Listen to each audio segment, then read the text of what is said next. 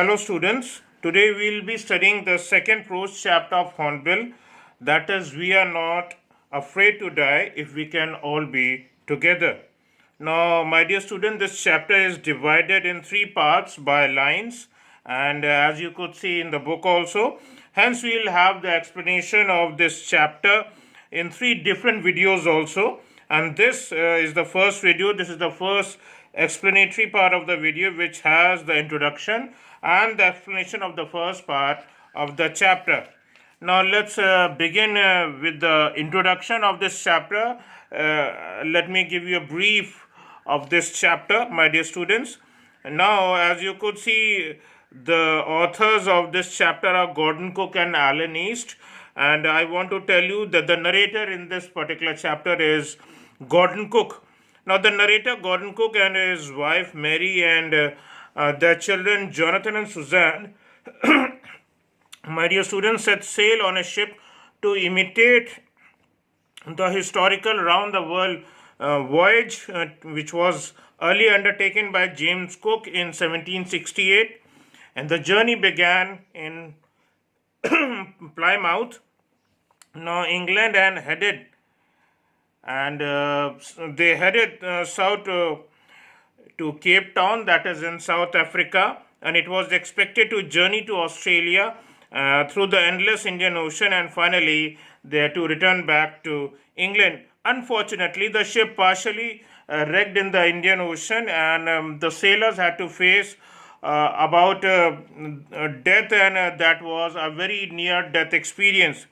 Now, this story describes the near-death experience of these hopeless people, their hard work to save their lives, and the children who actually encouraged their parents with their messages and their willingness to die with their father and mother, and the hours of endurance. And finally, when they reached Isle Amsterdam, which is a tiny island, then they were able to save themselves. Now we are going to discuss this as a sea journey. The whole chapter is about a kind of a sea journey, and you will be come to know about the different parts of the ship also, and you should be ready, and you should earlier mark in those things, and what are the means of those things, and then you should try to read and understand the whole chapter. What does it convey to you? Because without that, you won't be able to understand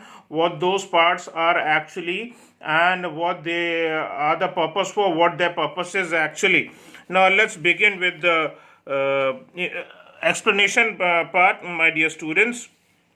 Now, when we begin with this, this whole thing started in July 1976, and my wife Mary, son Jonathan, who was 6 years old, and daughter Suzanne, who was 7 years old, and I set sail from Plymouth.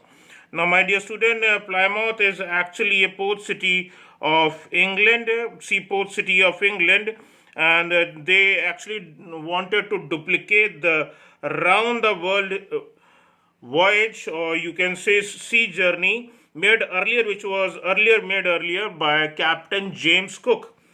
Now, my dear students, for the longest time, the Mary and I over here is referred to Gordon Cook. So Mary and Gordon Cook, who was actually a 37-year-old businessman also, and they had dreamt of sailing in the wake of famous explorer.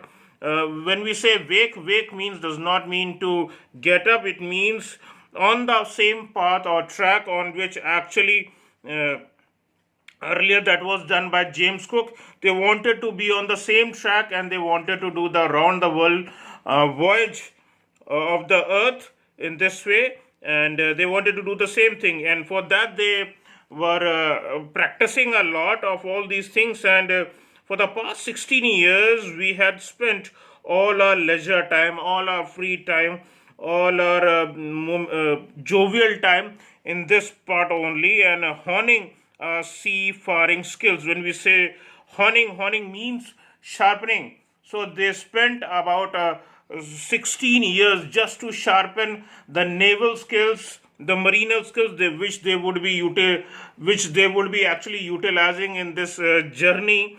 And And in the British waters, in the British area, in the British seas, they were trying all this stuff. Now, my dear students, let's move ahead. The next paragraph says, our boat, the name of the boat of these people was Wave Walker, and it was a 23-meter, 30 wooden hulled beauty. Now, when we say wooden hulled, it means it was made of wood, and hull is actually a skeleton or the frame of a ship, or the outer frame of a ship, you can say.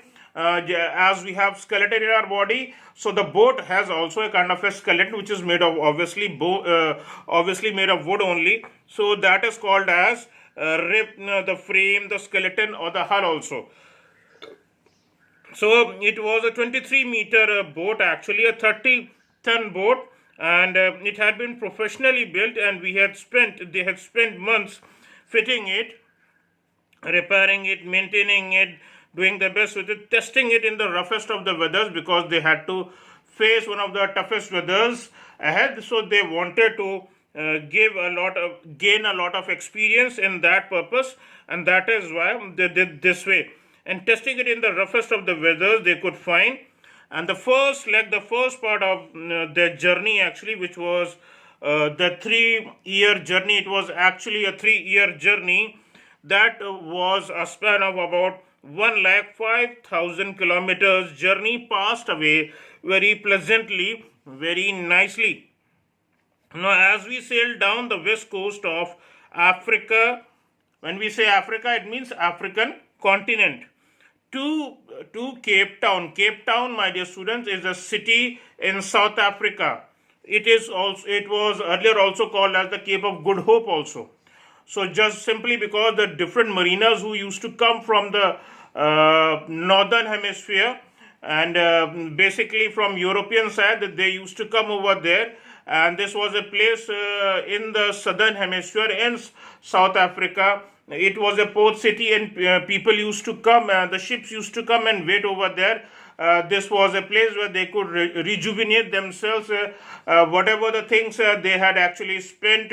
They could upload that, whether it was fuel, whether it was food or anything, they could have it from over there. So it was a place, something where they could find rest and move ahead later on in the marinal journey, actually, that they could. So they also, now these people also, Mary, Suzanne, and the whole Gordon Cook family, Alan East, they were all they all waited over there. They all were in Cape Town over there, and then this was the first leg of the journey. There was no problem in this journey from England, Plymouth, that is a port city of England, and from Plymouth till Cape Town there was no problem. This whole journey was about 1,05,000 kilometers, and it went out very lovely, very finely, and no problems occurred, and they did not face any kind of problems. Now let's move ahead, my dear students. Now what happened after that? So there, before heading east, we took on 2 crewmen. They took also 2 crewmen, just because they hadn't come earlier in this part of the world, especially in the sea and the Indian Ocean. They hadn't come earlier, so they wanted some experienced people for that, who have the experience of actually of the sea, and have the good experience of managing the naval skills in stormy conditions. So we come to know that before heading east, we took on 2 crewmen. They too added 2 more members on the boat, and the name were American Larry Vigil and Swiss Herb Siegler. And they to help us tackle or to confront one of the world's roughest seas, which is the southern Indian Ocean. It is a very roughest ocean, one of the parts of the world, and as it is very big also, as we know, and hence to face this roughest of the seas and weather, that is why they took these 2 people along with them. So Swiss Herb Siegler and Larry Vigil. Keep these 2 names in your mind. These were the 2 main people which they took with them in the journey. Now let's move ahead, my dear students. On our second day out of Cape Town, when they actually left Cape Town, we began to encounter strong gales. Encounter, my dear students, means experience or face strong gales. Gales, my dear students, means actually very strong winds. For the next few weeks, they blew continuously. These strong winds blew continuously, and it did not worry me. But the size of the waves was really alarming. The waves were very high, up to 15 meters as high our main mast. Main mast is, my dear student, is actually a main pole to which a big sailor, which is a sail, is attached to it. The main sail, sail is a kind of a curtain which is attached to a pole on a ship or such a kind of a yacht, you can say, and that actually helps in moving the ship or yacht ahead. So they also had this sail in their boat also. So this is called the main pole is called the main mast, and you have one such kind of a curtain or sail connected to it. So what happened, my dear students, was कि as high as eye hour as their main mast of the ship, which 15 meters, it means that the length of the main mast was around 15 meters, and that was the height of the waves too. Now moving to the next paragraph, page number 14, paragraph number 2, December 25, on December 25, that is Christmas time, they found themselves in 3,500 kilometers east of Cape Town. They had left Cape Town, and they had about traveled in the sea about 3,500 kilometers. My dear students, east of Cape Town, and despite atrocious weather, despite this brutal weather and horrible weather, they had a lovely, wonderful holiday, complete with a Christmas tree. Also, they had a lovely time. They enjoyed the Christmas tree. Christmas tree is enjoyed just before the Christmas, so they had a lovely Christmas tree, and they enjoyed Christmas time also. And when it was New Year Day, that is 1st of January, so when we say 1st of January, it means 1st of January 1977. So New Year Day saw no improvement actually in the weather, but reason that it would change soon, and it did change, but the problem was it changed for the worse. The weather did not get lovely, but rather it changed to the worst condition. Now this was something getting very, very horrible if you see, and you might be terrified if you would have been in such a situation. Now what happened on, now my dear students, now this chapter, when we are studying about these problematic situations which they were facing, so you should be knowing what happened on January 1st, what happened on January 2nd, what happened on January 3rd, and such can you have to do the detailed study when you would be studying all these things, because questions might be asked when the examinations happen or the test happen. So questions may arise on such kind of dates. What happened on so and so date, and how the these people actually tackled the problems on that date. So now let's move to the third paragraph on page number 14.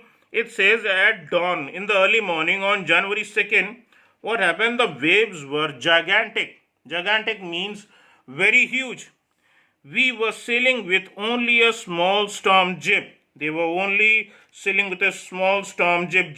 Storm jib, my dear students, is actually a triangular stay sail set forward of the main mast. Main mast is the pole, and there is one more sail connected to it, and that's called just because it's right in front of in the very front, it's called the, it is used to face the storm. So that is why it is called a storm jib also. It is a sail, and it is called as a storm jib because it faces the storm, so it is also called as a storm jib.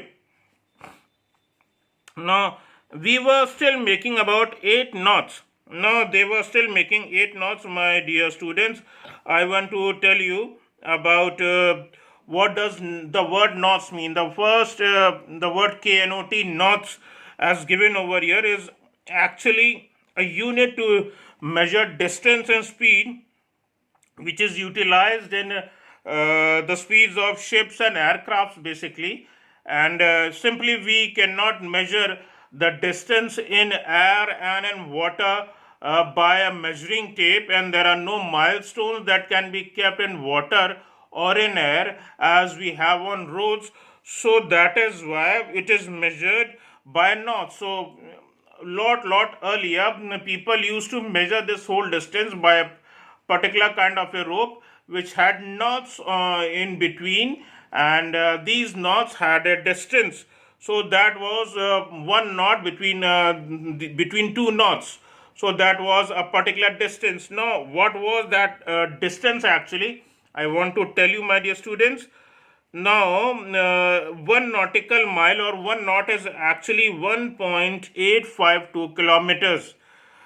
1 knot or 1 nautical mile is equal to 1.852 kilometers. So, and they were sailing about 8 knots. So you can just imagine how they must have traveled till now. It's when we say about 8 knots, it's about 14 kilometers, 800 meters around the distance they had traveled. They were still making with this speed, and as the ship rose to the top of each wave, the waves were coming and they were traveling on the waves in the ship. Now, as the ship rose to the top of each wave, we could see the endless, enormous seas rolling towards us. When we say enormous seas rolling towards us, it means the enormous means huge, and when we say seas over here, it means sea waves. When they actually get on top of each wave, there's a curl in form of a wave. When they used to reach on top of each wave, they actually saw that there were many such big waves actually coming right in front of them. They could see that it's just not an end of one wave. There were many such waves coming together, coming towards them, my dear students.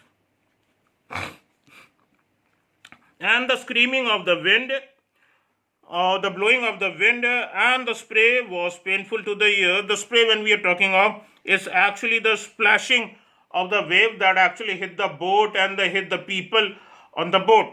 So that was the splashing of the waves, and that was when they actually used to hit the faces. It actually hit the ears, so it was very painful for the ears too.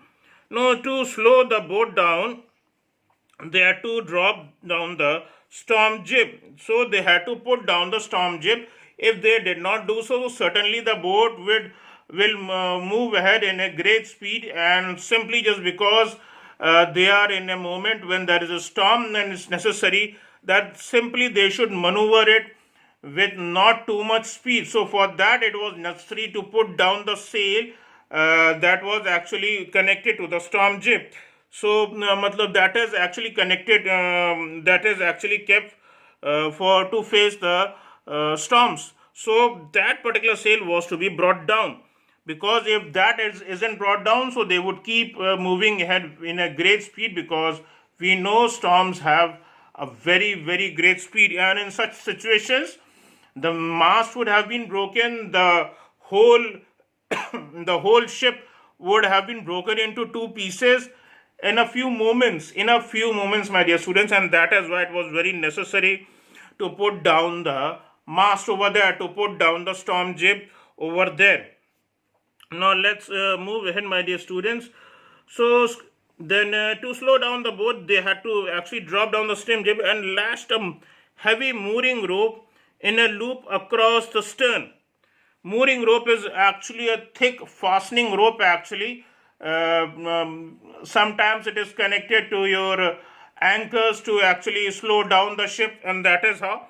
So they actually lashed it, they actually fastened this heavy mooring rope in a loop, and it was done across the stern. Stern means at the back of the ship. It was done at the back of the ship. So at the back of the ship, or the rarest most part of the ship. Then we double lashed everything. Then they double lashed everything means they closed each and everything, whatever was open, because if there wouldn't have been any hole, so it's for sure that when the waves would be hitting the deck and the doors of the ship would be open. Doors and windows would have been open, so it would have been sure that the water from these doors and windows would have entered the ship, and the ship would have submerged in the sea. And to that is why, to save it so that the water doesn't go penetrate inside, and that is why they closed, they double lashed each and everything wherever the doors and windows were open. So they double lashed everything, they closed everything in this way. Now everything went through a life raft drill. Now my dear students, they went through our life raft drill. My dear students, life raft drill is actually a lifeboat which is generally small, rigid, or it can be inflatable, for emergency evacuation. So they kept near the lifeline, this life raft drill, so that if in any condition they had to evacuate the ship, so they must be having this life raft so they can save themselves in such a situation. Now let's move ahead. Attached lifelines. My dear students, lifeline is a rope actually. It's a kind of a rope which is used for life-saving purposes, which is used for rescuing people which are drowning in water, and it is thrown in the water and people just hold it.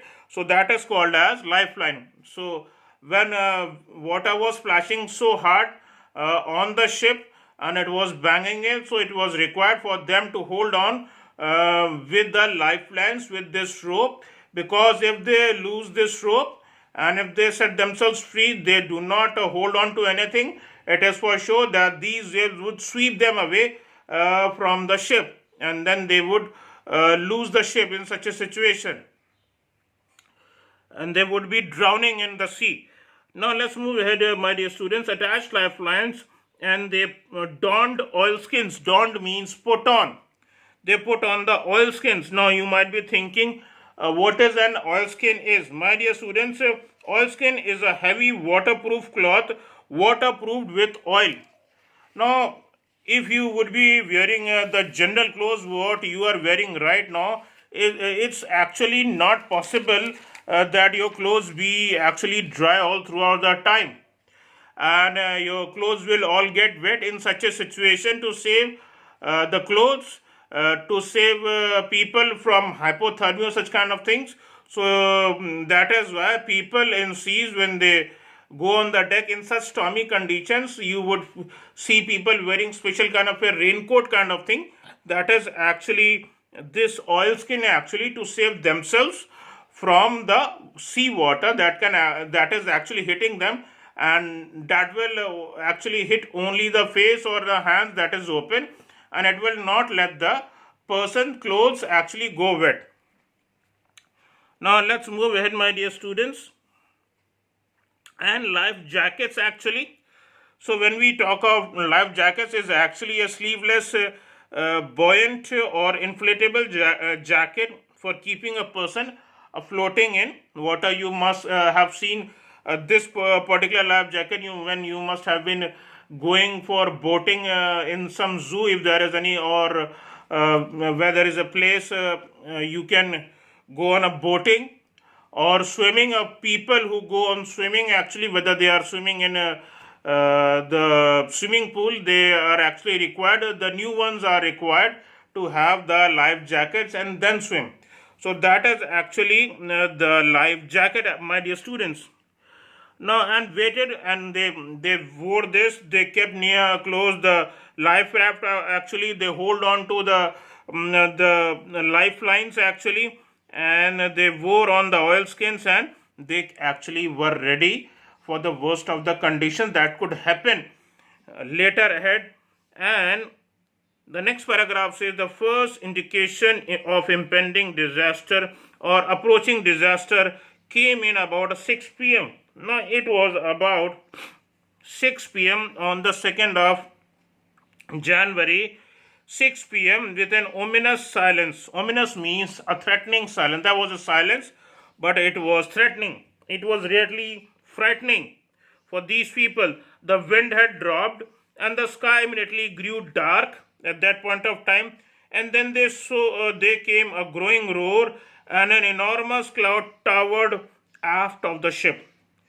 So it means growing roar means a big sound. And first of all, there was a big silence over there, and then they could hear actually a very great roar, a big sound of wave actually that was coming close to them, and it was very enormous. Enormous means very huge, just like as if it's a cloud, and towered aft of the ship. Aft means tail of the ship. It was at the back of the ship. With horror, I realized that it was not a cloud but a wave like no other. It was a very big wave, like none of which the waves which they had faced earlier, which they had seen. Now it appeared perfectly vertical and almost twice the height of the other waves. Whatever the rest of the waves were coming, it was about twice the waves. Now, with a frightful breaking crest and with a frightening actually breaking crest or this curling waves actually, this actually hit the ship actually. Now, the roar increased to a thunder. There was a big sound as the stern moved towards the face of the waves. As the stern means as the rear part, the boat turned actually, and the stern of the ship, the back part, the rearmost part of the ship actually was now facing the waves actually. So, as the stern moved up the face of the wave, and for a moment I thought we might ride over it. It seemed as if they would ride over this particular wave, but then a tremendous explosion, and tremendous means immense, a very huge explosion took over the deck.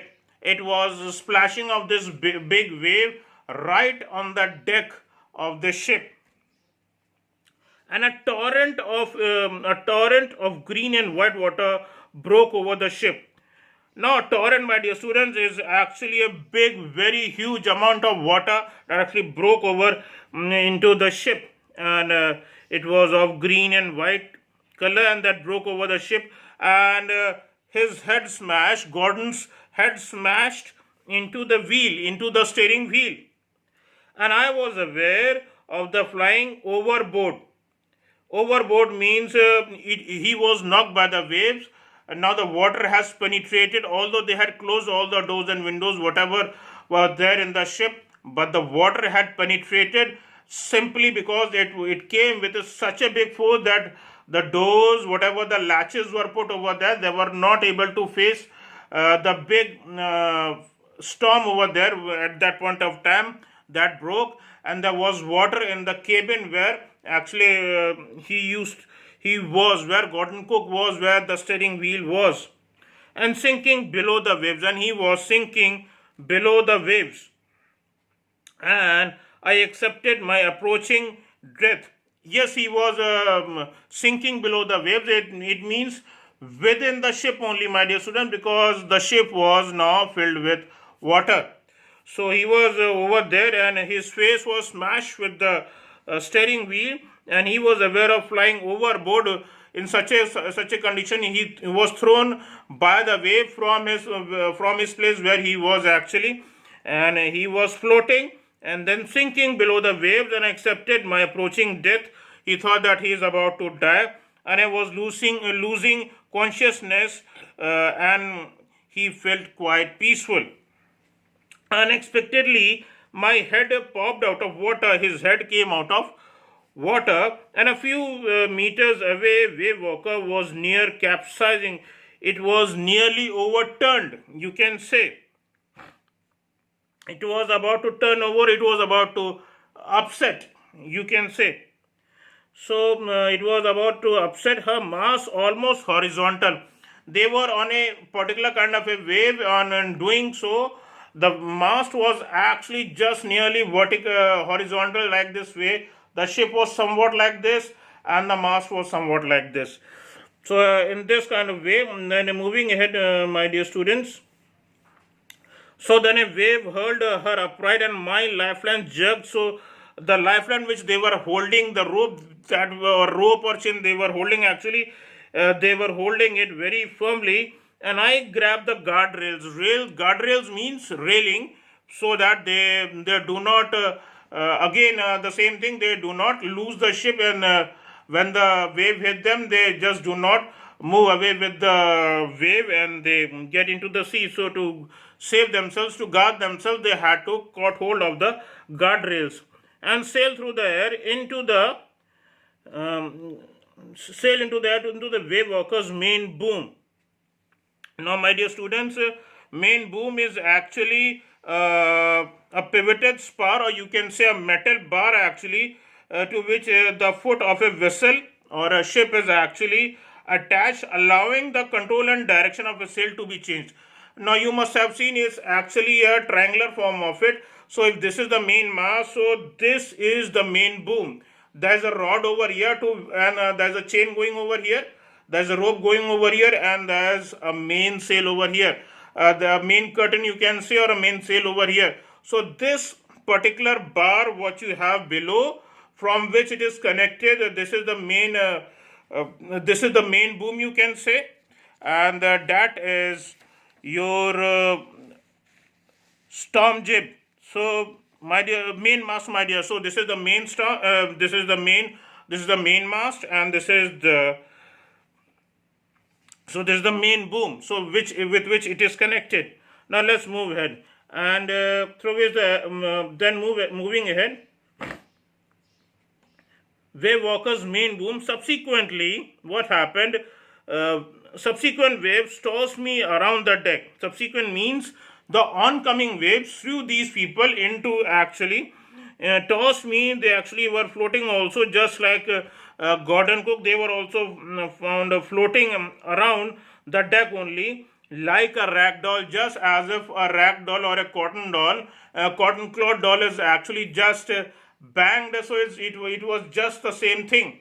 Now, just banging a cotton doll on a piece of floor is just nothing. But if it is a human being, you can just imagine, and with the pressure, with the storm waves are coming, you can just imagine that the bones could easily be broken. Now, my dear students, let's move ahead. So, what happened by this? My left ribs cracked. So, the left ribs of Gordon Cook cracked. His mouth was filled with blood, and there were broken teeth also. Somehow I found the steering wheel. The wheel means steering wheel, and lined up the stern or the rarest mode parts of the ship for the next wave, and they hung on. They were able to manage the ship now. Water everywhere. So there was water filled in the ship, and I could feel that the ship had water below. So they could feel that the water that had come actually, in which Gordon Cook was facing, it means that the water had even penetrated into the sections below the deck also. It means the ship is, you can say, in a condition where water was filling the ship, and if that wouldn't have been whole, they would be dying in such a situation too. So water everywhere. I could see that the ship had water below, but I did not liked actually to abandon the wheel to investigate. Abandon means to leave the steering wheel to investigate, to find. Suddenly, the front door or the front hatch was thrown open, and Mary appeared from over there, and the wife of Gordon Cook appeared from over there, and she said, "We are sinking." She screamed, she shouted that they are sinking and the decks are smashed, she said, and we are all full of water. "No, take the wheel," I shouted as I struggled for the hatch. Hatch means door, my dear students. So she was actually just come from below the deck, and when she had opened, and the narrator over here, Gordon Cook, actually left his steering wheel, and he told his wife to take on the steering wheel over here, and they struggled in this way to close the hatch. And Larry and Herb, who were there as crewmen over there, they were pumping like madmen. So they were pumping out the water. They had pumps within the ship, and they were throwing out the water. They were throwing out this water from the ship. Now, broken timbers, or timbers means wooden planks, hung at crazy angles. Now, just because the deck was actually broken, And in such a situation, so obviously, so the wooden planks were hanging at different angles in different directions, you could see, and the whole starboard side bulged inwards. Now, starboard is actually, you could see this the bulge portion of any boat or any ship. This particular side, whether it's left one or there is the right one, is actually this starboard or the side of the ship. Now, this actually bulged inwards. It means that a very big blow of storm actually or wave actually hit this particular part, and it was broken now, and this particular part of the starboard was hit. And what happened, and water was coming from this particular part of the starboard. Now what happened because of that? Clothes, crockery, chart, tins, toys, all sloshed about in deep water. They all were floating in deep water. I half swam and half crawled into the children's cabin.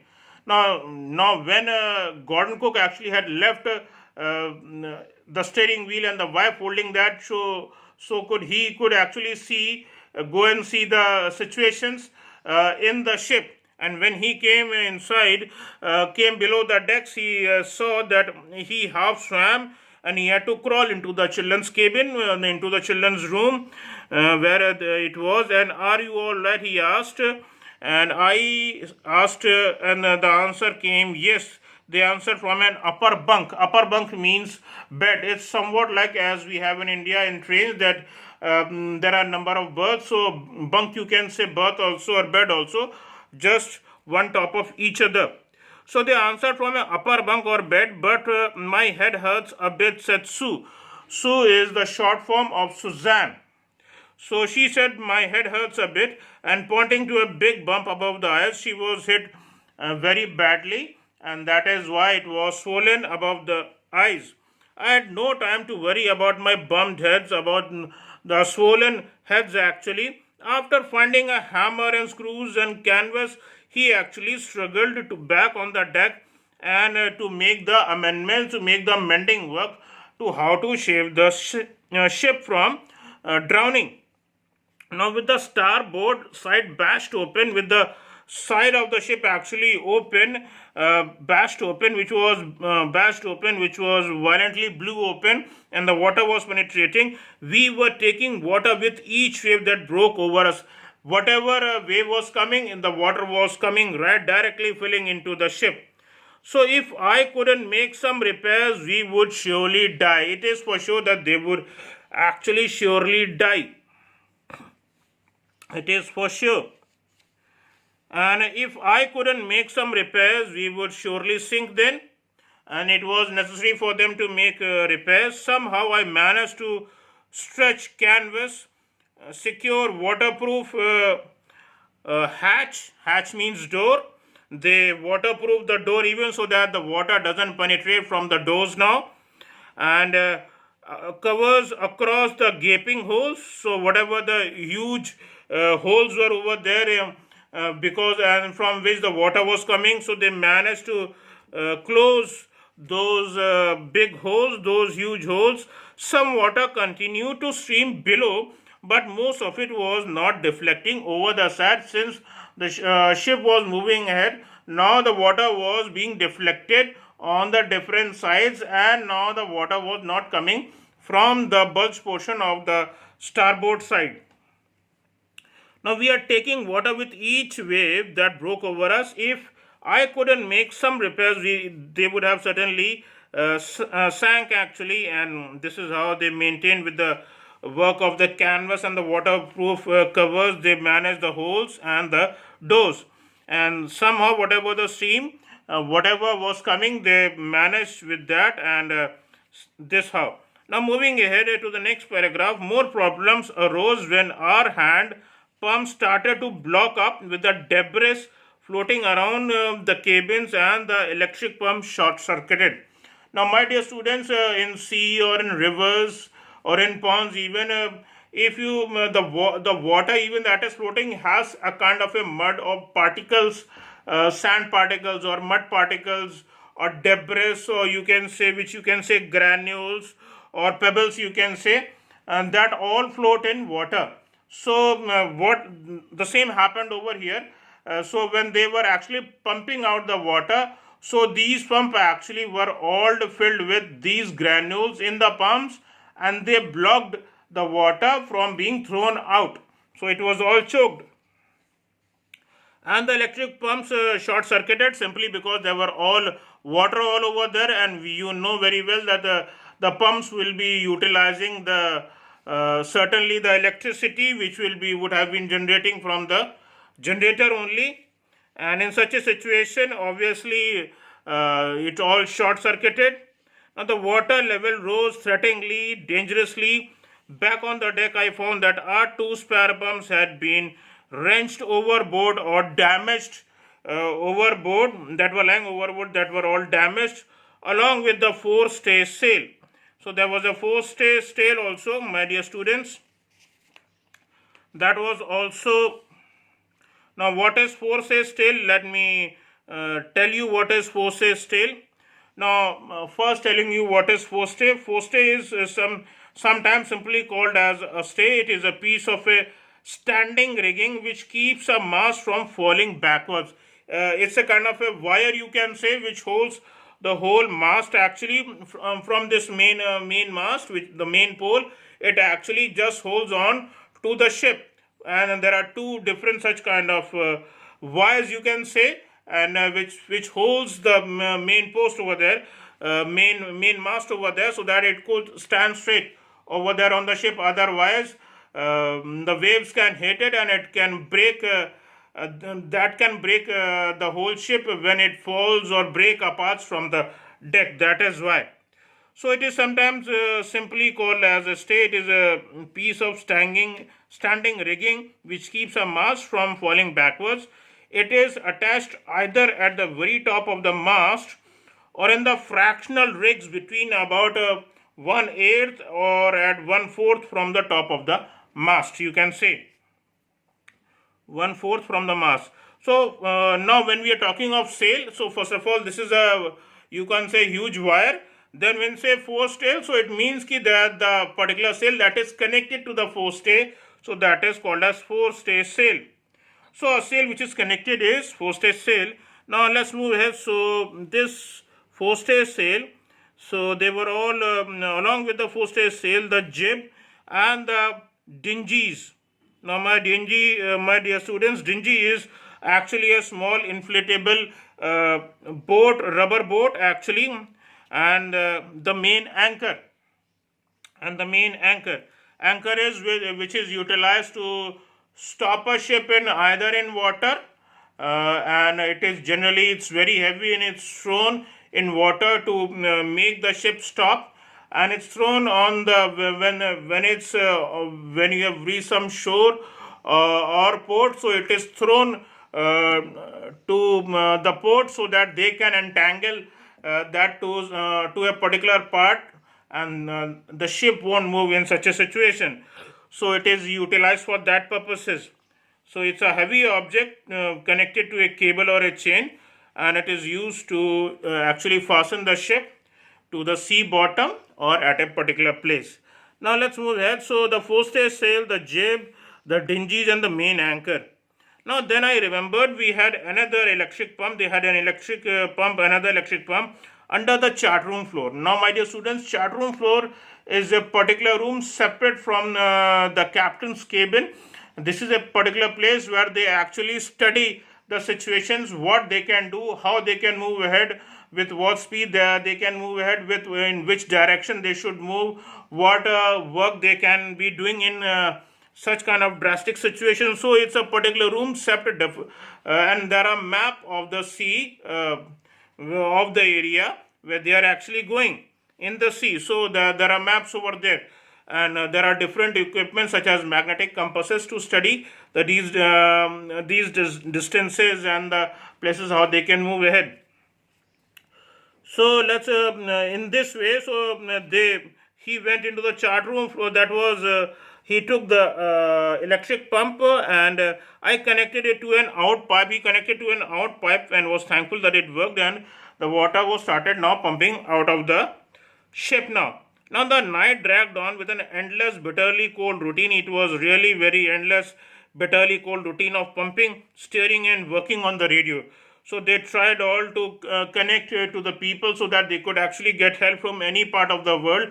But the thing was this: they were in such a part of the ocean where there could no help could come, or no such radio waves could be actually be able to get those signals. So we were getting replies, we were getting no replies to our Mayday signals.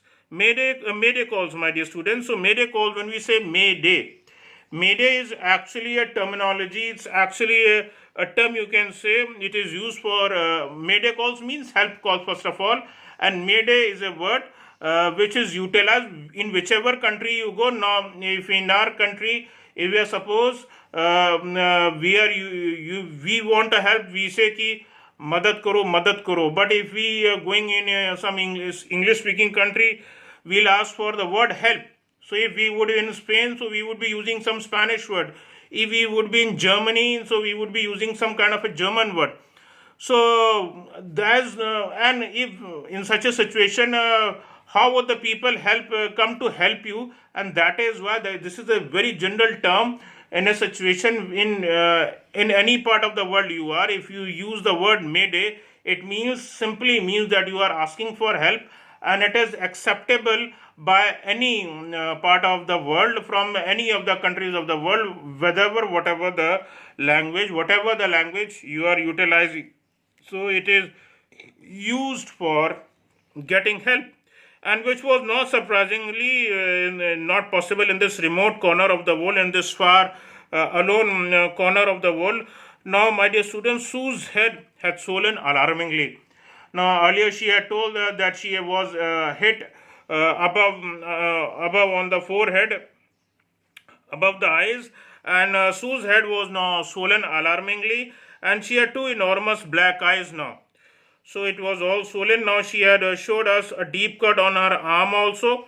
And when I asked why she hadn't made more of her injuries before this, and she replied, I didn't wanted to worry you when you were trying to save her. So, and the daughter replied a very good answer to her father, that she didn't wanted to worry her father. With this, we come to the end of the first part of this particular chapter. In this particular first part of the video, we'll have the second part of this chapter ahead later on in the next video. Thank you.